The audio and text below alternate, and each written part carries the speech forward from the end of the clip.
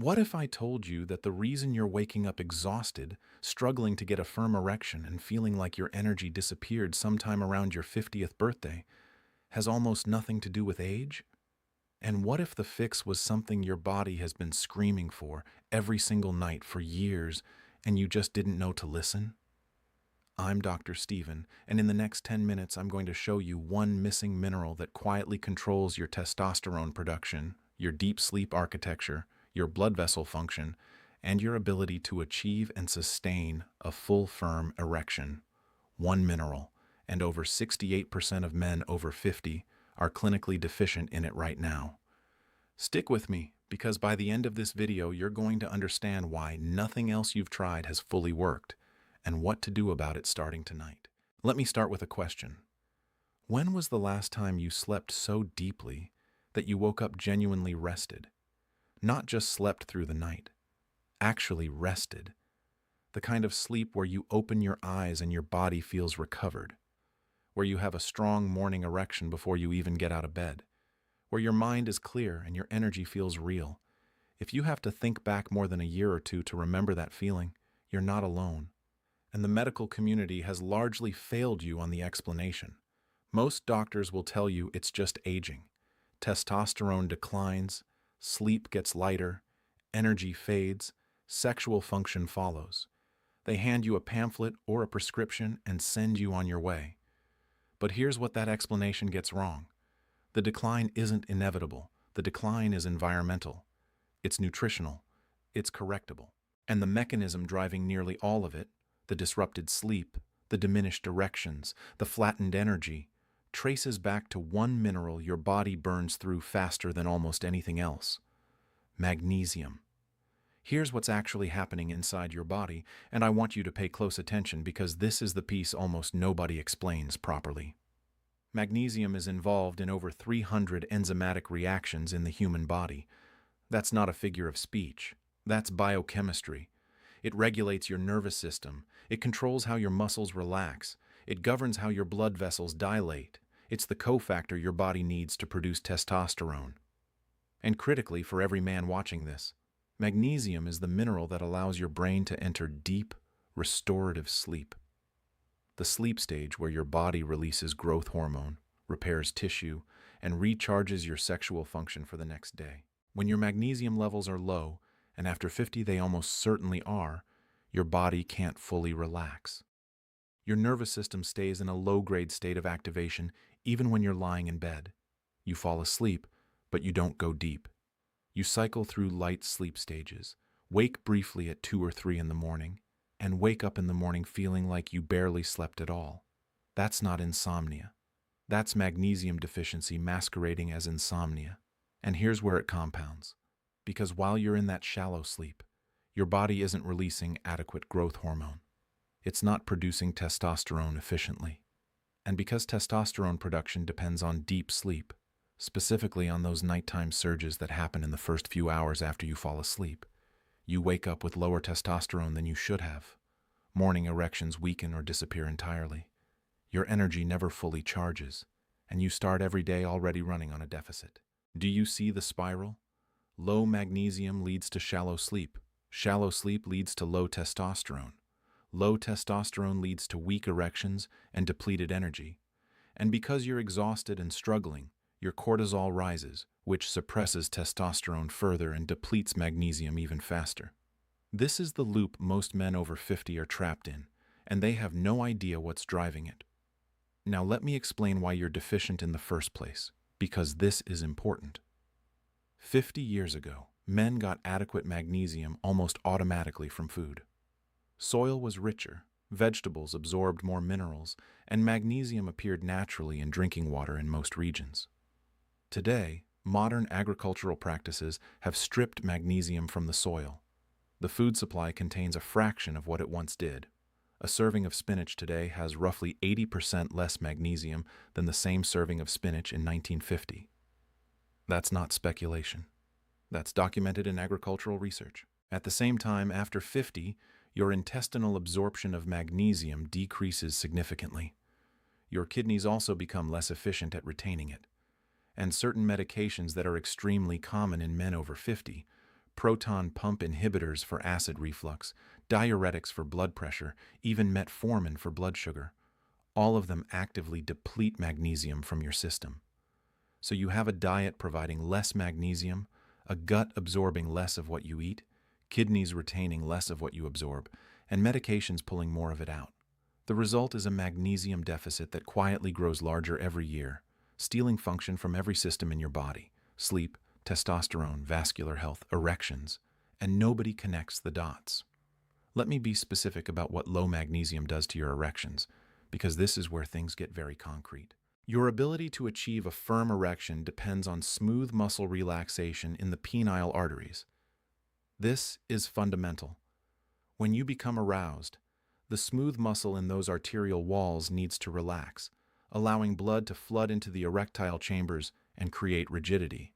That relaxation process is powered by nitric oxide, and nitric oxide production depends directly on adequate magnesium. Without sufficient magnesium, smooth muscle stays partially contracted. The arteries don't dilate fully. Blood flow into the erectile chambers is restricted.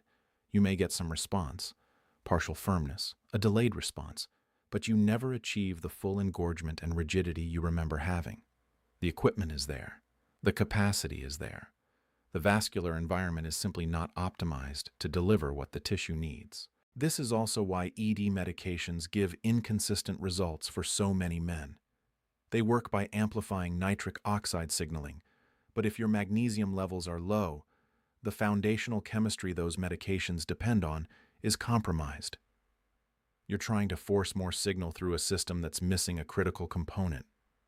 Some days you get results. Other days, same dose, same circumstances, nothing. That inconsistency is the magnesium deficit making itself known. Now here is the part you really need to understand before I give you the protocol. And this is why I want you to stay with me. Not all magnesium is equal. This matters enormously. And getting it wrong is the reason most men who do try magnesium supplementation give up after 2 weeks and say it didn't work. The most common form you'll find at a drugstore is magnesium oxide. It's cheap, it's everywhere, and it has an absorption rate of roughly 4%. 4%. You take a 400 milligram capsule and your body absorbs about 16 milligrams. The rest passes through you and ends up in the toilet. Worse, unabsorbed magnesium in the gut pulls water in and causes loose stools, which is why magnesium has a reputation for causing digestive problems. That's not magnesium. That's the wrong form of magnesium. The forms that actually cross from your gut into your bloodstream efficiently are magnesium glycinate and magnesium threonate. Magnesium glycinate is bound to the amino acid glycine, which has its own calming, sleep-supporting properties. The combination absorbs well, doesn't upset your stomach, and delivers magnesium where your body needs it. Magnesium threonate is the only form clinically shown to cross the blood-brain barrier effectively, meaning it specifically targets the neurological aspects of sleep architecture and cognitive function. If you want to address erections and vascular function, magnesium glycinate is your primary tool. If you want to address sleep depth specifically, magnesium threonate gives you something the other forms cannot. Here is the protocol.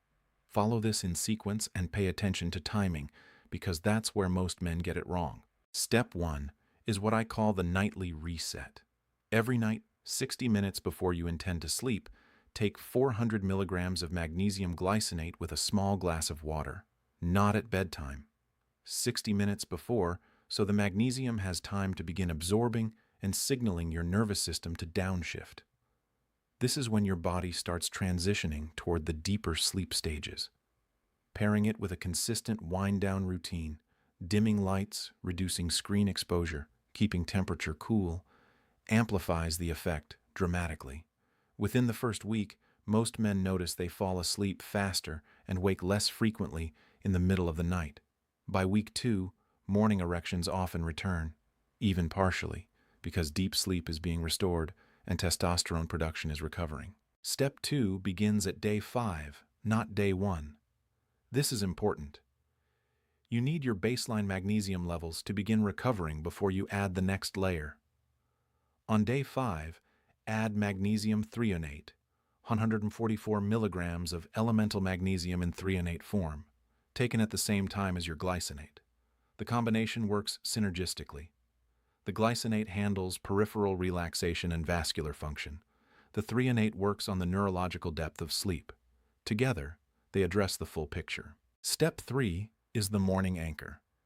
Every morning before you eat, drink 16 ounces of filtered water. That's it. Simple.